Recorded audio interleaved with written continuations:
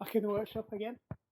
Right, I don't know if you saw the other videos, but we had a bit of a blackout yesterday in the workshop. This one went first, quickly followed by that one. Did some checks this morning, stripped them out, couldn't bother to video it, but the upshot is we are getting power through to there and the switch is working. So looks like the ballast's gone, and that looks like the finest quality Chinesium there. So probably not worth replacing. Looking at it, it's going to be a right old faff. So these lights are destined for scrap. So if anybody wants some, I'm guessing they're 6-foot tubes, aren't they? Yep, 6-foot tubes. I have some 6-foot tubes, 4 of them, unless you've got ballast.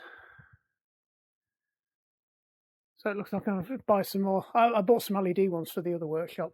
They've worked out pretty well actually. So I'll probably go and buy 4 sets of LED ones, because these weren't spaced very well anyway. They should have been one over there, one there, and then the light shines sort of down when I'm working, whereas at the moment, whenever I'm working, I'm casting a shadow, whether I'm working over here or whether I'm working over there. I'm casting a shadow on what I'm trying to work on, whereas if I put them down the edges, the light's always shining where I need it to be shining as well. But it was never envisaged that I'd be doing detail work in here. It was always going to be woodworking kind of stuff, and I'd be working in the middle, but it changes. I did clean this up yesterday. I've gained another bike, so we're going to do that today. So this video is now about clearing the backlog of the bikes. So we've got this one that's got dodgy gears. The front needs adjusting, it's not going up onto the big ring, and it's stiff. The back needs adjusting, it's indexed half out, I think, looking at it. It could be that the cable's snagging as well though. The bike's about 4 or 5 years old, I think Diane said, but it's not been ridden a great deal. But it could be that it's picked up some crap in the thing, but the cables feel okay. I'll be able to tell more when I get into it. Might just want re-indexing. It's just the cables are stretched and settled over time. Oh, they've been forced. The brakes are out of alignment too, so they're snagging on one side. They're pushing the discs heavily to one side. They need adjusting as well, because there's a massive amount of take up on there. So that's quite a long. You can see it's. I don't know if you can see it's pushing the disc across. So when this bike's riding along, we were out with it the other day, and it actually sounds like the theme tune to Doctor Who coming up behind you. It makes a right horrible noise. One thing I did spot though is on this bottom bracket is very stiff. So I suspect he just wants cleaning out, re-greasing. I don't think there's any play in it. I didn't check that yesterday. No, that feels good. It is. Felt a bit weird. That felt like carbon, but it didn't look like carbon. It's not carbon. It won't be carbon. I know it's not carbon because I can see the thing now. So we'll probably pop these off, or just see if we can get a bit of WD-40 in there just to loosen it up. It could be just the grease is just a bit stiff, and it is cold. We'll see how we go. So that one and this one. This one's slightly different. I'm not sure what's up with this one at the moment. I suspect that the gear cables are frayed there, because when you're changing gear, the cable's not moving. So if I take it all the way in and then start releasing it, I'm having to pull it with my hand on the bottom stay down there. I might have to physically pull the cable out to get it to release. It's not coming back on its own. So the derailleur's not got enough spring to pull it, so it's just getting stuck up the top. Now normally with these saws and a lot of the Ultegra ones, the cable's got quite a tight turn there, and if that's a weak spot where they do fray, or if it's not that, somewhere between there and there, because it's open all the way down here, and I can actually hold on a second. That's interesting. What's going off there? It does look actually like we have one loop out. That's interesting. I've just spotted that. So I don't know if you can see it on the camera. It's got a lump every wind on one thread. So that suggests we've actually got a breakdown here somewhere, and it's gradually been pushing it up. So that'll be snagged all the way up there now, and that's just drawing. And somewhere there'll be a frayed cable that's snagging inside. I suspect it's going round the bottom, or it's in there. So we'll have a look at that. But good thing I've got spare cables for this, and they'll work fine with a sawyer. Because getting bike parts at the moment is a nightmare. Right, I'll just turn off, get you set up, and try and sort some better light out, because I think that's all we've got for today. Stop recording. Right, let's have a look. What can you see? That's not too bad. Right, we're on auxiliary lighting. Back's a bit stubborn. So we'll centre the brakes up first. I think that's probably the best thing to do, so they're not grinding.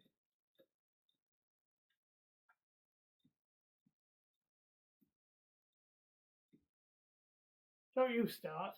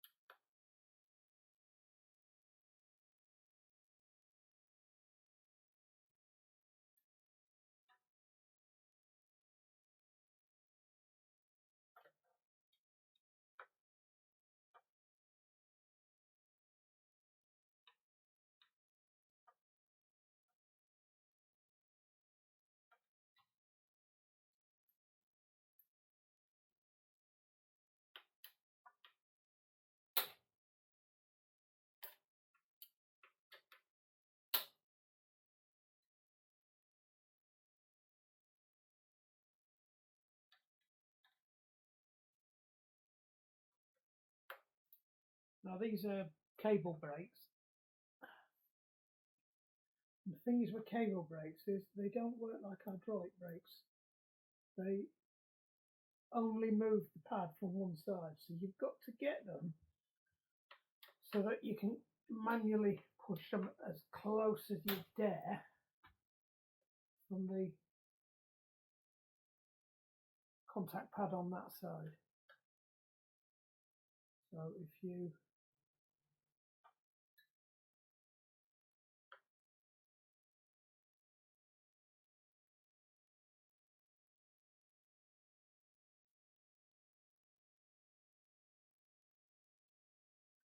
got to centre them as well. So the problem is when they adjust from the back. So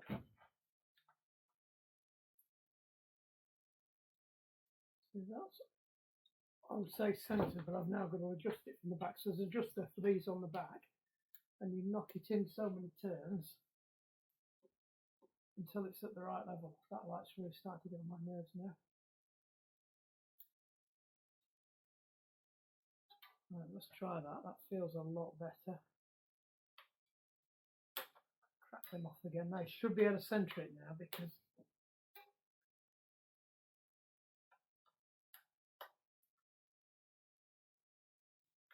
yeah, that's going to get turned off before it blows up.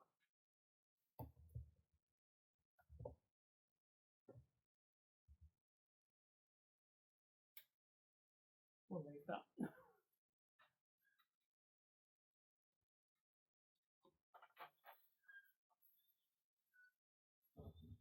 Right. What I find is these usually back them off one.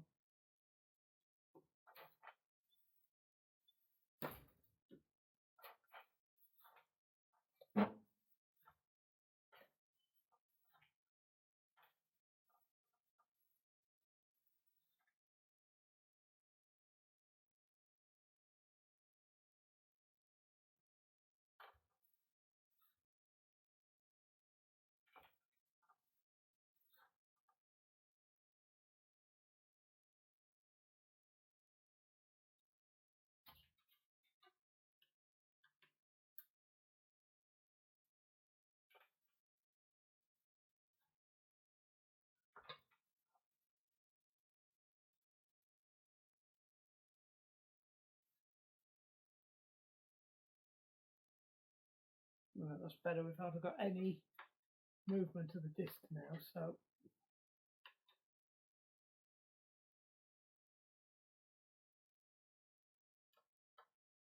nip them up so they'll come out, and then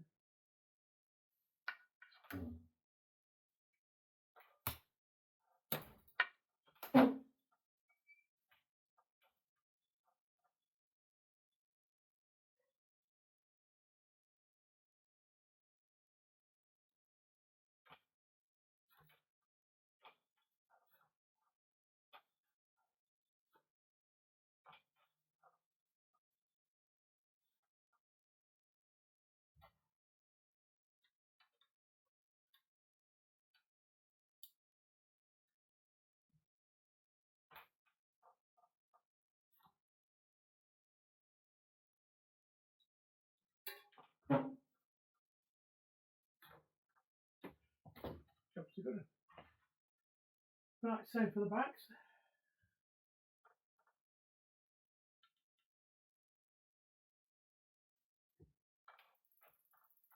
Oh, that's got a massive amount to play on it.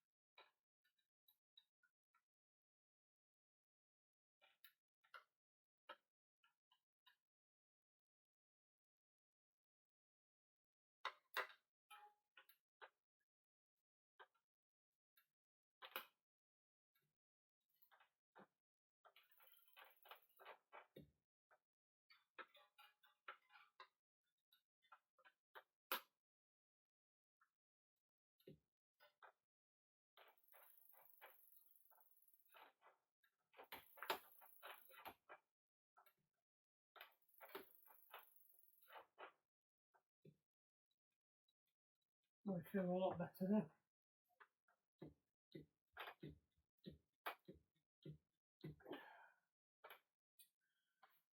Right, gears. Stop recording. Stop recording. Right, back slip round now. Let's have a look at these.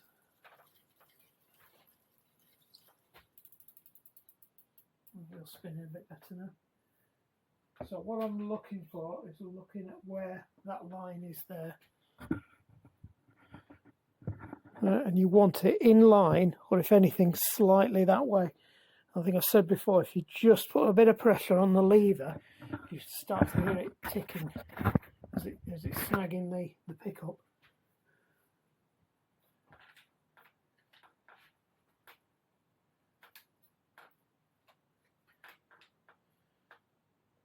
So what adjusters are...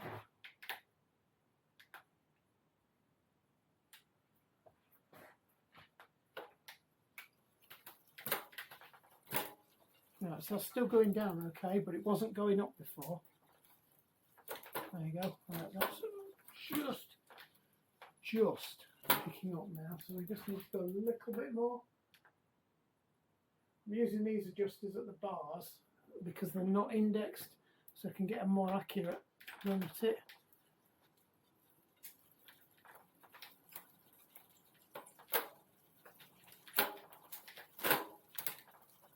Alright, it's still skipping a little bit. See what it's like further up. And it's still not picking up.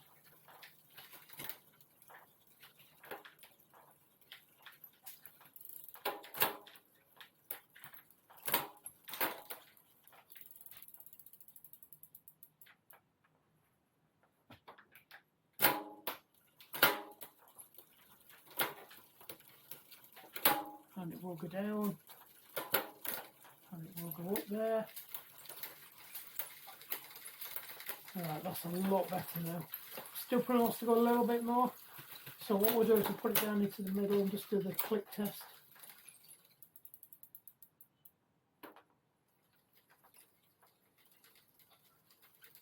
Still wants to look a bit more.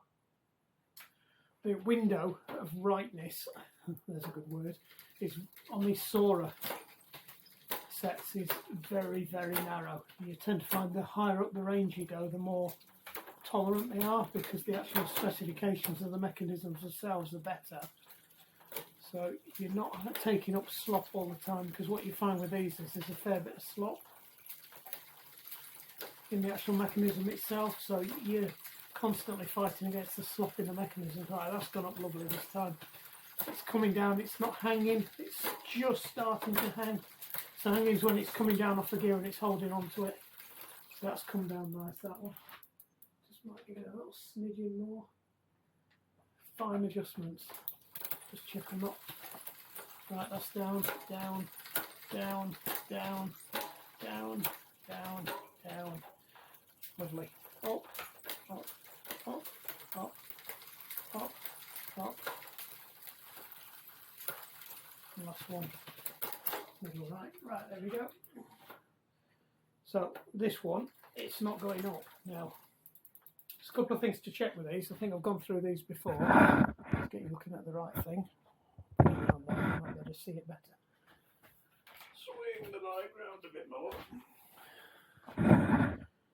Right, so it could be with this that the actual baler arm itself hasn't been set right and it can't go far enough across. So that's my first thing, is to test whether it's the indexing that's out or the baler arm itself. So normally you'd set this without the cables on, and there's a height requirement, and what you're looking for is when it's on the bottom gear is that is flush with the edge of the tooth.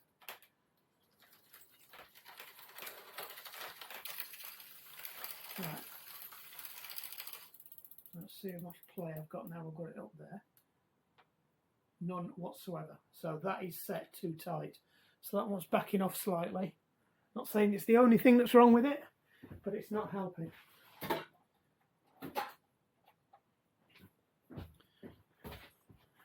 now I'm going to play guess which one's the right one. Sometimes you can see. It doesn't help, it's absolutely full of crap in there as well.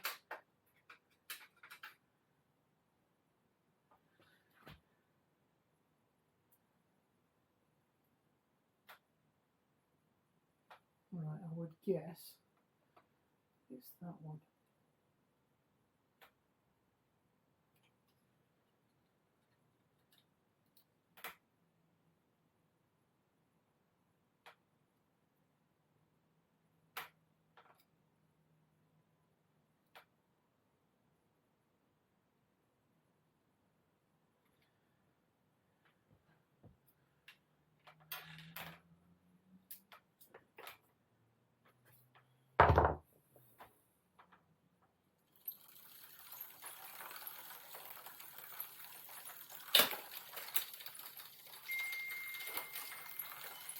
Oh, calm down.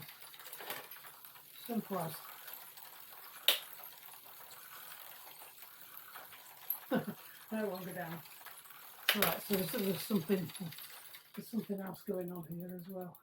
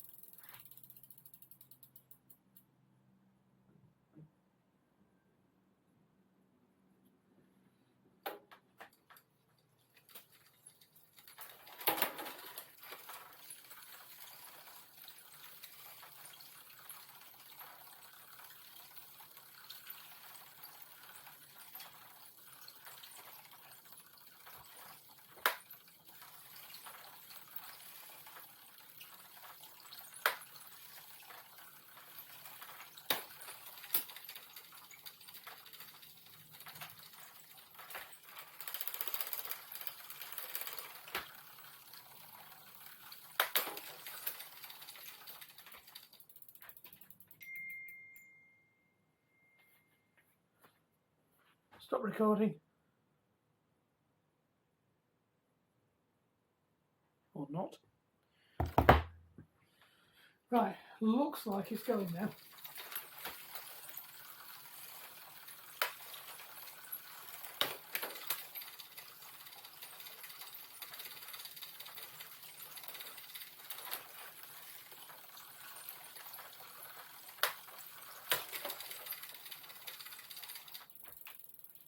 Let's take a little bit more out of that one.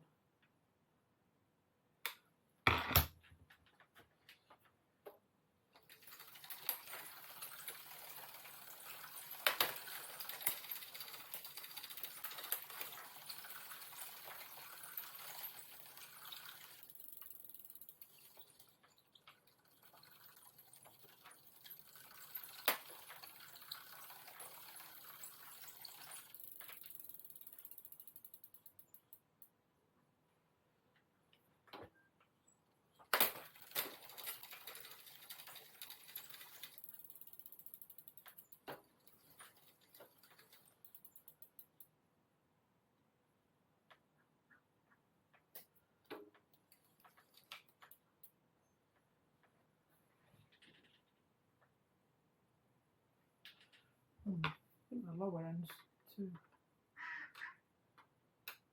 So I'm not getting the second index. So there's actually 4 index positions on these Shimano ones. There's the 2 main ones, and then she trims. And I'm not getting the second trim. There, I'm getting it now. So it was actually set that low that it wasn't getting the second trim. The lower trim. Sorry. Right, so that's the high trim.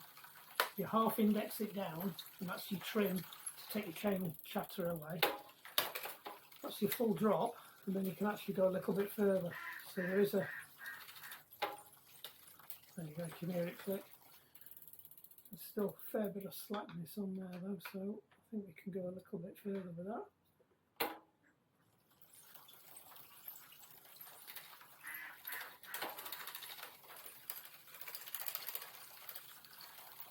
Trim down, all the way down, and again.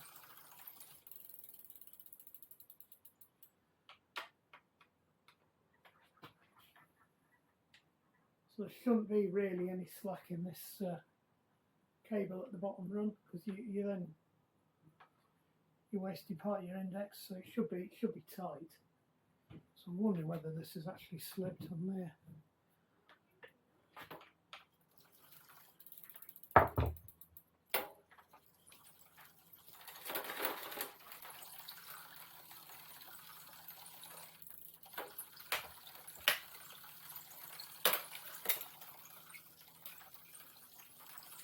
That's better.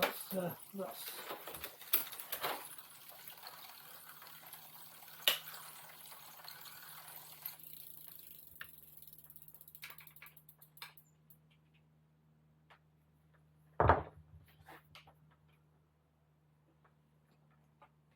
yeah, it's got more room for moving now.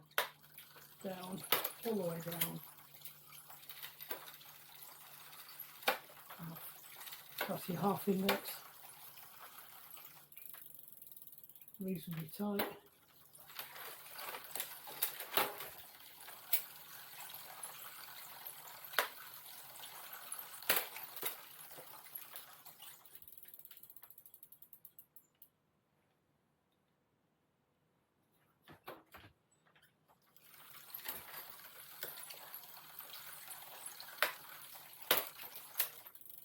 Right, I think that's a good one.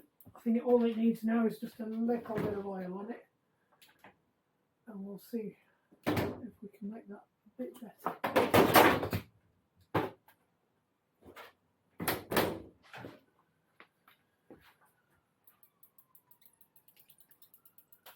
Magic glue. So bike chains, I'll tell you now, from somebody who has to fix these flipping things, waxy, greasy, sticky winter chain oil will do more damage than you will save, because it makes it very hard to clean and it actually sticks the muck to your chain. So you are a lot better off using a light oil and cleaning your chain regularly than trying to use that cheap that horrible sticky chain lube, wax, whatever they call it, in the winter, and then thinking it's going to last you all winter, because it won't. Because all that happens is it just clogs absolutely everything up, and then all that happens is you just grind it like a paste. Now what you want to be doing as well is paying attention to your pivot points. Now you don't have to use your light oil on them. You can actually use your WD-40s and things. So I think part of the problem with this is it's all a little bit seized up in there as well. Everything feels really draggy, especially this bottom bracket. So rather than take the bottom bracket off, because that in itself causes problems with these square link things, sometimes it's better just to try and get a bit of lube in there to free it up. That's freed up already, actually. So that's all it wanted. It was just a bit of WD-40 on the mating plates in there. That's freed up no end now. So same thing on here. Get into the bearings on the jockey wheels and get into the pivot points on there as well. So don't be tempted to use white grease on these either. I know you'll see it. I use it on your car doors and things, and it's waterproof, but again, it's just attracting muck in there. WD-40 is all you need for your pivot points and your chain, just a nice light engine oil. So you can spend a fortune on this stuff. Don't, right? You can buy industrial size tubs of it. Let me see if I can find you what I use. I'll show you, because it is, I pay very little. It says it's already out somewhere. I can't see it. I'll show you next time. So somewhere kicking around in here, there is the oil I use. No, it's not there. I did have it out the other day because I couldn't find the. Ah, there it is. No, it's not it. So, what do I use? That. So that's actually nail gun oil, and you get a litre of it, and it's fantastic. It's just a light 3-in-1 oil. So any light 3-in-1 oil, sewing machine oil, anything like that, that's all you need. Get it on the chain, let it soak in, and then just rub it off afterwards, and you'll see it's fine. So you'll probably find this runs. You see, it's a quarter already. You can. It's actually. Oh, listen to that. It's purring now.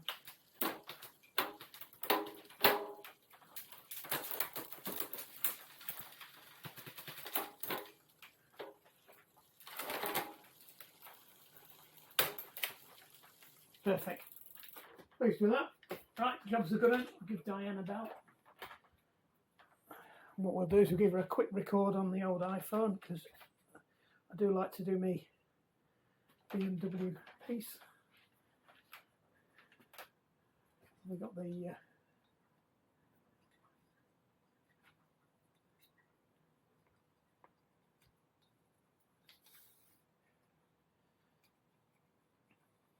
right. Clip that in.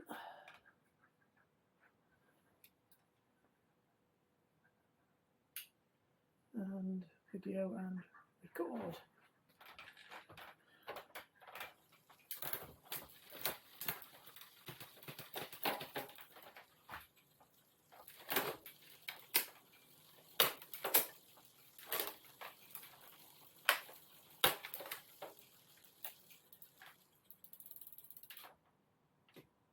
Job's a good one. Stop recording. Right, just giving the bike a quick once over, and I did just spot one more thing. So there's a tie wrap missing from there. So try doing this with the camera in your hand.